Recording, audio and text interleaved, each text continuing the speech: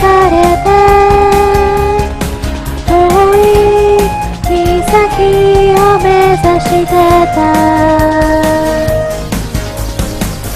夜明け前聞こえたメロディー、それはとても懐かしい歌。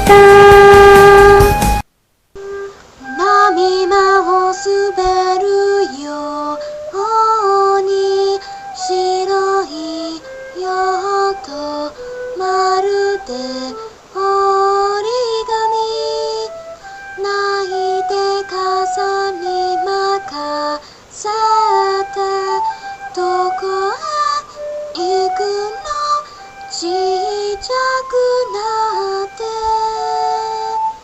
七色の風に吹かれて遠い岬を目指してた。夜明け前聞こえたメロディー、それはとても懐かしい歌。ゆらりゆらり揺れている乙女が転びんち、かなりやばいのよ、助けてダーリン、クラクラリン。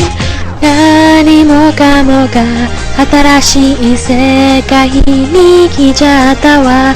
たくさんのドキドキ乗り越え踏み越え行くぞ。見上げた空しを抜かないるてく星たちを、見上げた空しを抜かないるてく包み込む。見上げた暮らしを抜かないるてく思われる匂いなげる